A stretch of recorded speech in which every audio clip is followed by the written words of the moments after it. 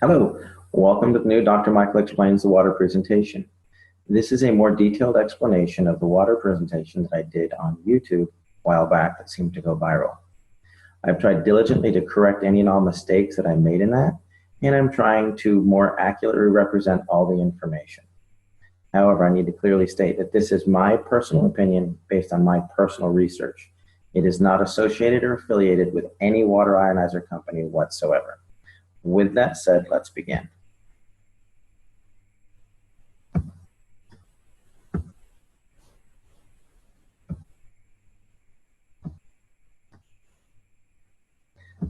There we go. Excellent. I named this presentation The Magic of Skywater because of what it did for my daughter. Many of you have asked what happened. Basically, my daughter Skylar was born back in May of 2009 with a severe case of gastroschisis. She was literally born inside out. Everything that was supposed to be on the inside was the outside. Stomach, liver, pancreas, spleen, small intestine, large intestine, bladder, and right ovary. She went through a period where the biggest complication was known as acute dehydration syndrome. She spent a year at Scottish Rite. She came home after 2 colostomies and a resection of her bowel. When the dehydration would hit, this would be her mid-afternoon one day, and this was her that evening after she'd been revived at the hospital. Basically, the bowel would shut down, and so I became a hydration expert.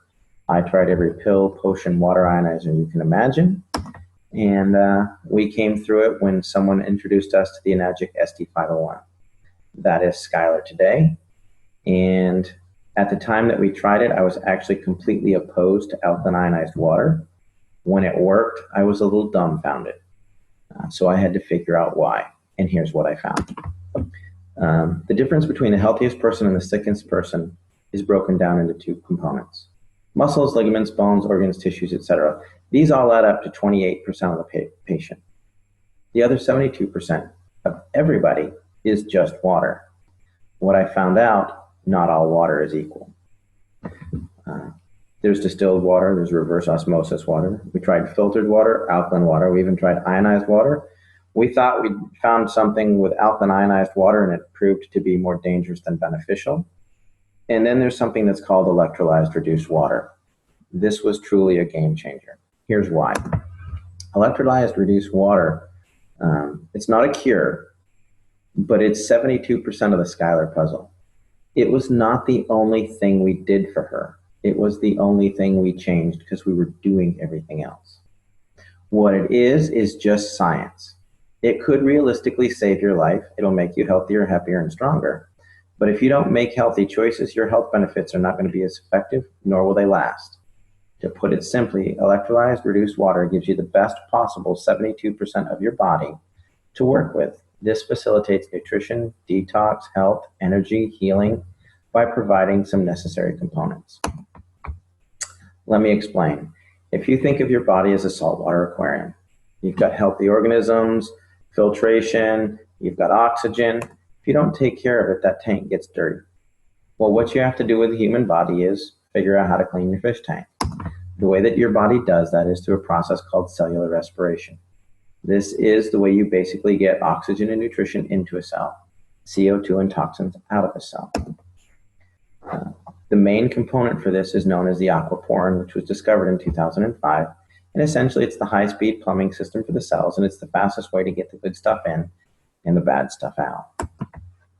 Let me give you a brief course on cellular respiration. If you look over here, you'll see that there's a cell. There's some hemoglobin here. There's an aquaporin here. There's a charge. And this represents a cluster of water molecules that are electrostatically stacked together. Well, as your cell compresses, it excretes CO2 and toxins. When it pops open, it brings in oxygen and nutrition. When it collapses, it excretes CO2 and toxins. When it opens back up, it brings in oxygen and nutrition. This is called tensegrity. It's the premise by which an MRI works. The click, click, click, click causes the cells to open and close. The computer takes a picture, generates the image. Well, electrolyzed water actually does occur naturally. Everybody say it's an unnatural source. It isn't. It happens when a lightning strike hits a lake or the ocean or something like that, and the charge on the water in that area lasts usually 3 to 4 days. What it does is it disassociates the water molecule. If you look over here, This is a technical term. A lot of people ask me, well, my chemist said it's not possible. That's because your chemist doesn't understand electricity. He's a chemist. He's looking for a chemical means to do it. This is electrical. When you use electricity to burst the bond, you'll take this H2O molecule and you break off a hydroxyl or a hydrogen. Sometimes you break them both off. What that does is it releases molecular hydrogen, active oxygen, hydroxyl ions, which are a free radical scavenger, in a water that's literally restructured for rapid absorption, thus maximizing nutrition and detoxification. It's nothing more fancy than that. It is superior hydration because your body needs these four things. Let me explain. When your body goes to produce energy, you oxidize pyruvate that is then driven across a hydrogen-charged membrane into the Krebs cycle. In the presence of free electrons, you'll produce 32 to 34 ATPs.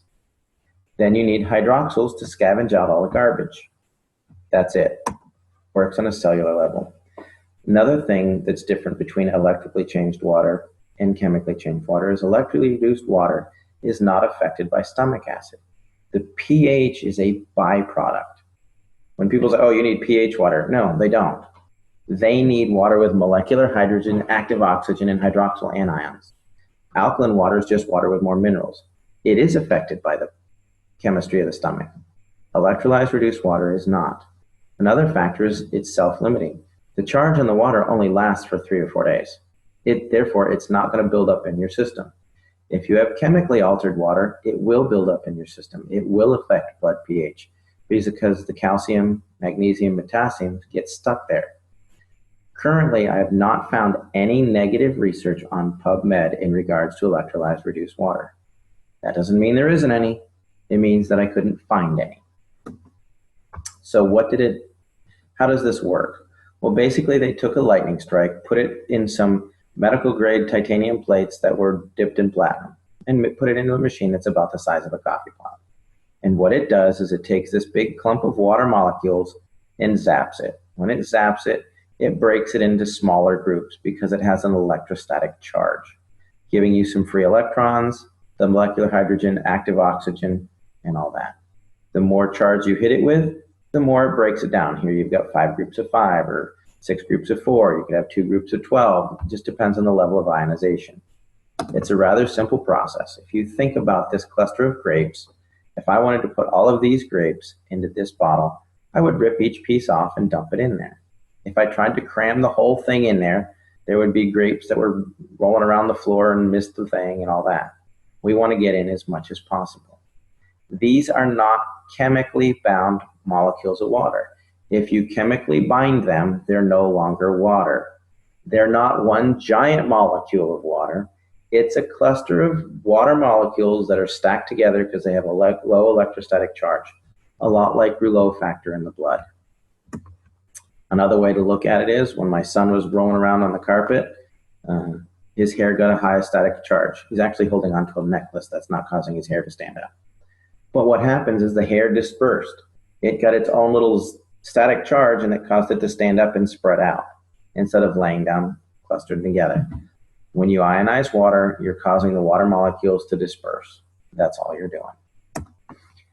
If you want to research this phenomenon like I did, don't use Google. It is my personal favorite search engine, but it's also the one that's most manipulated and hard to reference accurately. Besides, you can support anything with a quick Google search. The world was supposed to end several times. Just check Google. Instead, we're looking at something more scientific and how it affects the body. Do clinical research on PubMed, and you'll find that if you look up electrolyzed reduced water or hyphenate electrolyzed reduced water, molecular hydrogen, active oxygen, hydroxyl anions, free radical scavengers, you're going to find what I have found, that there's a lot of research to support this type of water. You're also going to find that if you look at pure alkaline ionized water, there's a lot of dangers that are associated with the remineralization component, which we'll get into in a moment. Molecular hydrogen is easily the primary benefit of electrolyzed reduced water. It literally charges the cell membrane of every single cell in the body, increasing its electrochemical potential. That means makes it healthier, able to get good stuff in and bad stuff out. It's also a critical component for the nervous system. There's a vast amount of research on PubMed in molecular hydrogen in Parkinson's, in MS, in autism, things like that. And finally, it works as a powerful antioxidant. The next component of the water is it is loaded with active oxygen. Active oxygen is what's required to produce ATP. It's what's driving the Krebs cycle. When you run out of active oxygen, your body starts to shut down because it can't work correctly. It's just like a fire. If you remove the oxygen, it goes out. Finally, there's the antioxidant and free radical scavenger components. Basically, iron in any acidic environment will start to rust. You can leave your tools from your garden outside in the rain and they're going to rust. Well, where do we have iron? We have it in hemoglobin, we talked about during cellular respiration, but we've also got it in the red blood cells. We got it in the brain, the kidneys, the lungs, the lymphatic system, the bones. If it's in an acidic environment, it's going to oxidize, which will create a toxic burden. Your body is designed to be slightly on the alkaline side. Today, we're flush with oxidative and acidic disease processes. The number one acidic disease process we have right now is cancer. It's actually, the prime cause is oxygen deficiency. You can look up Otto Warburg, there's some research on that. Don't Google it, go to PubMed, read the research. Number one acidic disease is hyperketoacidosis, which is basically diabetes. They're now causing autism, diabetes of the brain. Secondarily, all of your inflammatory diseases are acidic by nature. That's what's wrong with Skylar with her irritable bowel syndrome. Your arthritis, it's an acidic waste product. Fibromyalgia, hyperlactic acidosis. Chronic fatigue and endocrine stress is all associated with an acidic environment. And why are we becoming so acidic? Well, we drink coffee, tea, soda. There's an enormous level of reverse osmosis, water, which is misunderstood. You don't want water with the lowest parts per million of anything. That makes it acidic and it won't even carry a current. It's designed for coastal countries to have good water supply. If you do some clinical research on this, you're going to see that it's associated with MS, MD, and Alzheimer's. Most any of your bottled waters, all your big 24 packs, those are most likely reverse osmosis water that's had minerals added to it, which is dangerous in its own sense. You don't get your minerals that way. Here's a couple of guidelines for hydration. If you're a regular healthy person, you want to drink about 50% of your body weight in good water every day. If you have acute health issues, this could be dehydration from working out in the yard, excessive level of sports, you could have the flu. You may want to drink nearly 75% of your body weight in ounces. However, if you have a chronic health issue, cancer, diabetes, something like that, you may need to drink up to 100% of your body weight in ounces. However, you got to be careful because your physician can specifically reduce your water intake for congestive heart failure, kidney disease, things like that. So why do I say that sodas and pH are important? Well, if you look at this scale over here on the left, it's red. That means it's going to make you rust. Over here, the blue will make you beautiful. This is what a typical capful of soda can do to the body. This is a 32-ounce bottle of pitcher of 9.5 water. You can see the pretty blue color. It's loaded with hydrogen, oxygen, etc., etc. This is about a tablespoon of Sprite. It's high on the acid content. So what I did is I poured this water into this cup and ended up with a cup full of acid. It didn't dilute it at all. I then took this cup and poured it into 32 ounces. Now, mind you, this is a tablespoon of Sprite, and it destroyed 32 ounces or 2 pounds of water. Makes you think differently about going to McDonald's and supersizing it. You're literally acidifying your system. Yes, lemon juice in your water will do this as well. The reason that lemon water affects the body in an alkaline nature is it causes your pancreas to excrete an 8.8 enzyme to neutralize it. Just as a side note. Other things that we do. This was huge for Skylar. And I didn't realize it was such a big deal because we ate a lot of organic food. But you can use this water to clean your veggies. These are cherub tomatoes that I used to buy and just rip the top off and start eating them. I washed them in the 11.5 water from my SD501, and that is what came off. I was appalled. I was amazed. It tasted like they were fresh garden tomatoes. And when you smell this, it smelled like there was Windex or cleaning agents in that glass. And the reason that that happens is because all of your pesticides are petroleum based, they don't wash off. Another thing we use it for is our pet. I thought this was funny, so I'd include it. Thanks, Henry. This looks great and all, but does your house have any Kangen water? We did the proverbial test, put out a bowl of tap water, put out Kangen water. Callie will drink the Kangen water every time. Another thing is the disinfectant aspect of this. This isn't just 2.5 strong acid. Because it has that solution chamber on the side, which 90% of all water ionizers on the market do not have. This machine produces 2.5 electrolyzed hypochlorous acid. The other machines do not. That is very important. Electrolyzed reduced water has been shown to kill MRSA, Kripke staph, E. coli staph, strep, all of that. Even worked on the C. diff. That was a problem with Skylar. None of the other water ionizers that do not have a specific saline solution can produce hypochlorous acid in an FDA-approved level. And let me explain. In 2009, 2 months before Skylar was born, the FDA approved hypochlorous acid. It's a sterilant. It will kill just about anything. They're now starting to use it in all hospitals all over the world. And places like that. A lot of physicians are using it, wound care specialists. We've been heavily involved in that because of the miracles we've seen with it. However, electrolyzing regular tap water without the addition of a salt solution does not meet the FDA criteria. As a note, the FDA has not evaluated the SD501 either, to the best of my knowledge. What it has done is there's been a third-party evaluation by ATS Labs where they reran the Sterilox system FDA experiments on live cultured bacteria, and they got complete sterilization that was equivalent to the Sterilox system.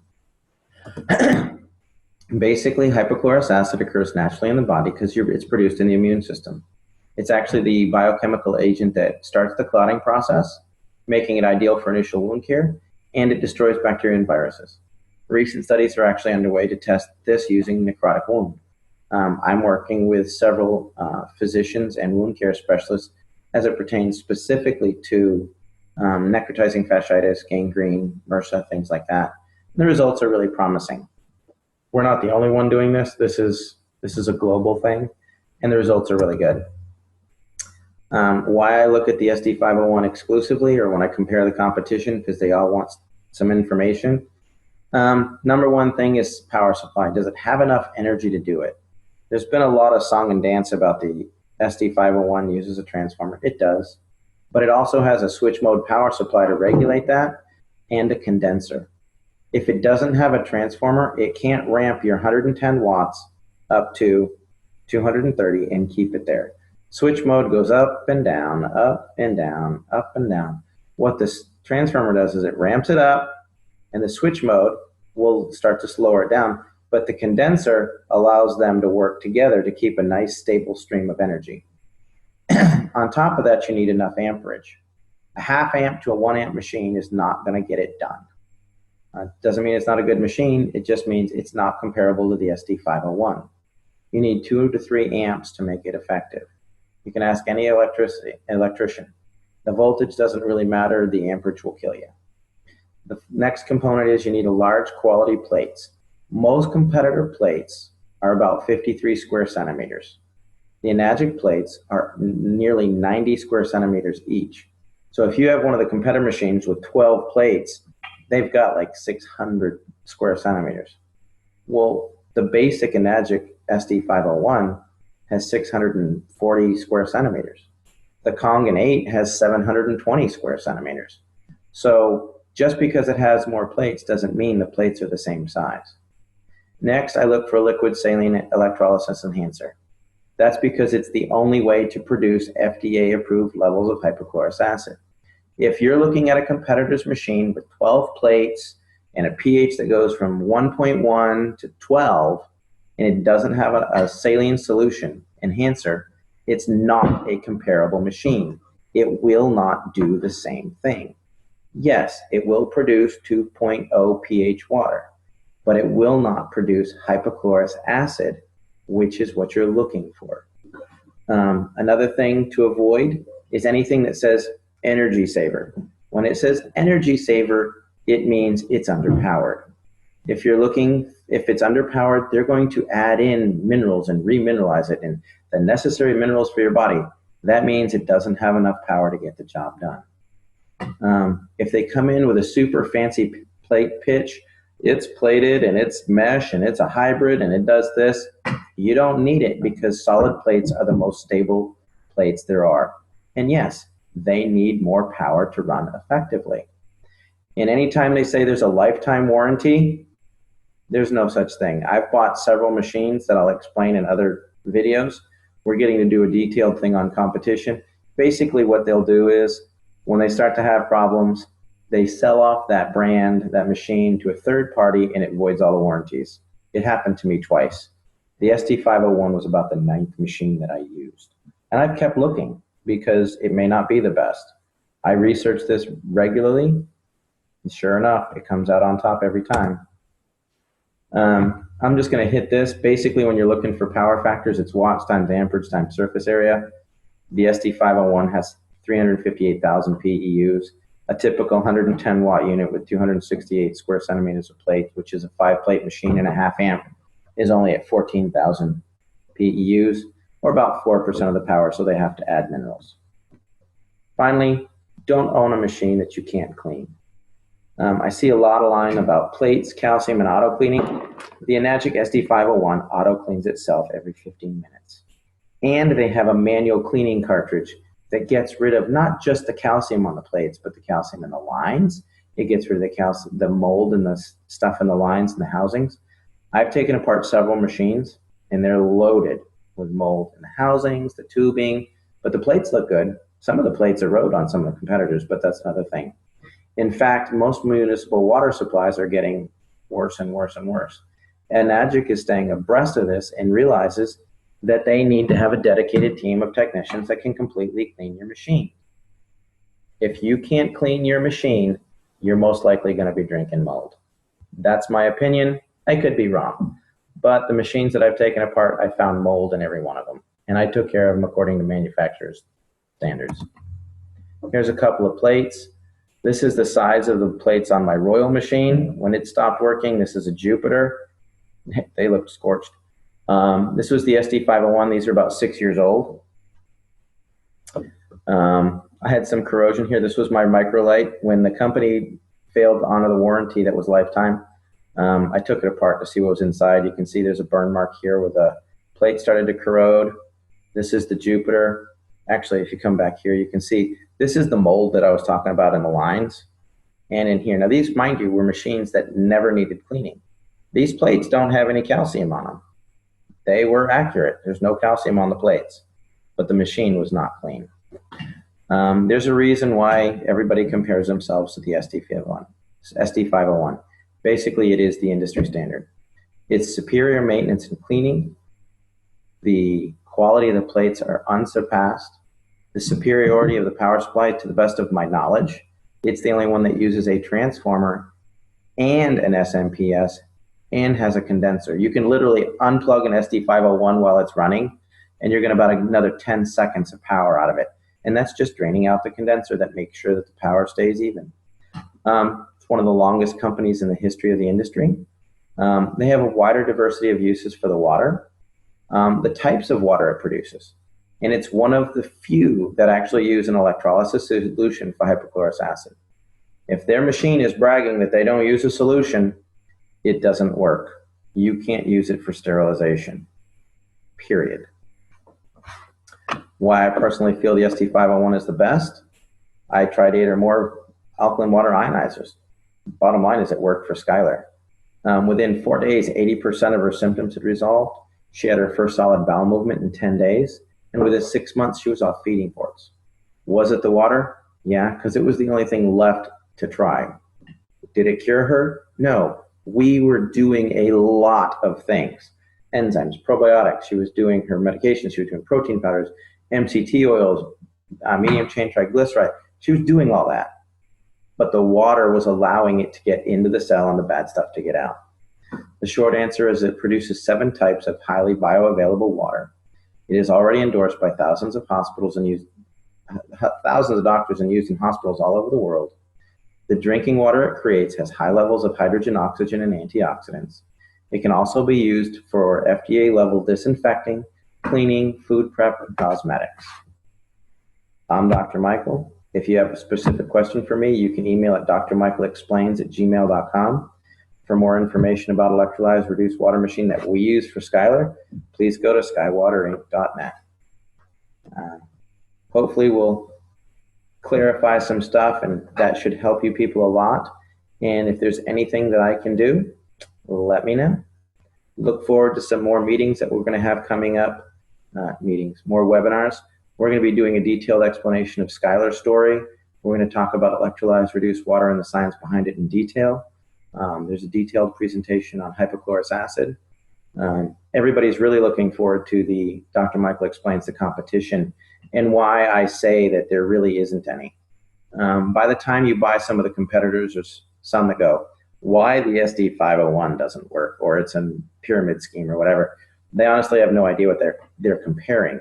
If you look at their machine and spend $3,200 or $2,500 for it, you have to turn around and spend another $3,000 to $5,000 for a hypochlorous acid machine. Then you have apples to apples. You don't get that when they're trying to pitch you on why you don't want the SD501. Bottom line is, it is the best machine that I have found. The only thing that I think may rival that is the Kangen 8, which has 8 plates. I've used it. It's phenomenal. We recommend it a lot. I look forward to having you getting some feedback on this. Have a great day.